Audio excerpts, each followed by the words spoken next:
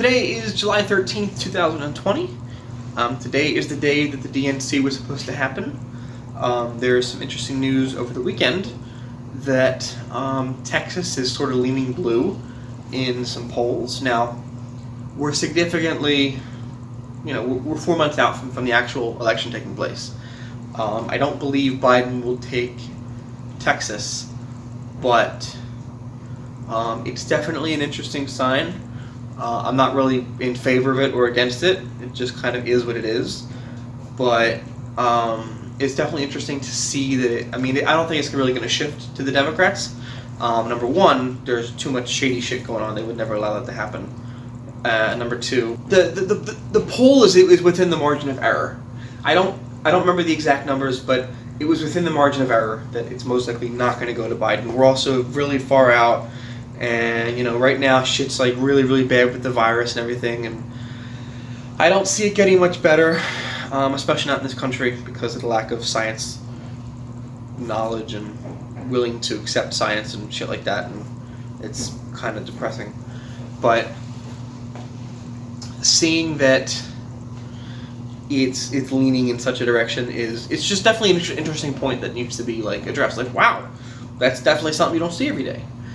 And the fact is that Trump will probably carry Texas. But it's also another reminder of why the Electoral College needs to go. Because, imagine if there was no Electoral College and Biden was running a significant campaign in Texas. He very well might be. I honestly don't know. I don't give a shit about Biden. But,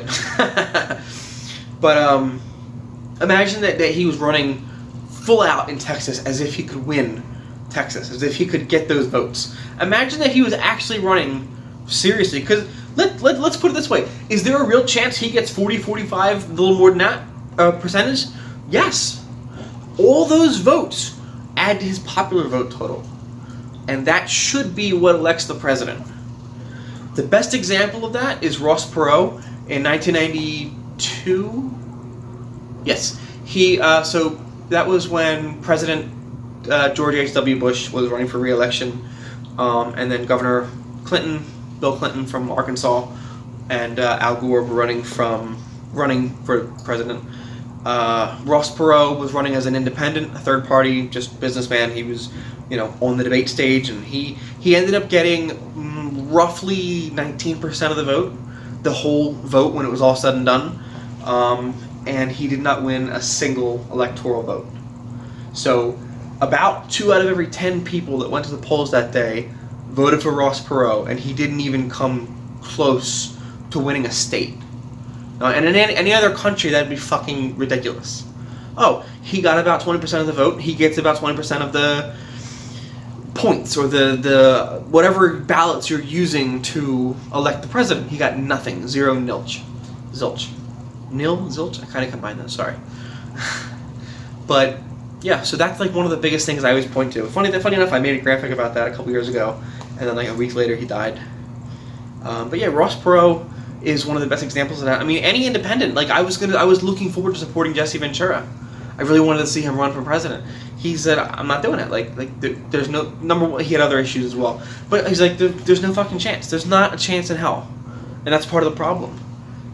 Get a candidate, put him on the debate stage, and put him on the ballot in all 50 states, and make it even playing field. We would have real change in this country. Imagine an independent president who wasn't beholden to half of Congress, who wasn't beholden to big corporations and special interests, who really was an independent who was just doing it to change the world because they want to make things better. It'd be amazing. And I've thought about running for office. I really don't want to, but it's something I've considered, but I don't want to run as a Democrat. My area is run by Democrats. There's a very powerful machine in my area that's run by one of our congressmen, and I've thought about running against them, but it's just I would get destroyed, and they would embarrass me, and they would pick apart my family and everything, and I don't want to run against that. I would like to run as an independent and say, hey, you know what? I want to be mayor of my town. I want to be an assemblyman. I want to be state senator. I want to be in my community, in my state. I want to run for office, but I don't want to be a party. I don't want to be a part of a party. I want to run as an independent. But I would get crushed. There'd be no point. There'd be no possible way of doing it. So yeah, That's my 2 cents for today. Things are definitely getting interesting. I'll try to make update videos whenever I can. I work the next like 6 days in a row, so it's gonna be kind of hard to do that. But so it's gonna kind of be hard to do that. But you know, if shit gets crazy, and of course, if and when Biden announces his VP nominee, I will thoroughly investigate this person. Excuse me, and I will report what I learn. Thank you. Don't forget to like and subscribe.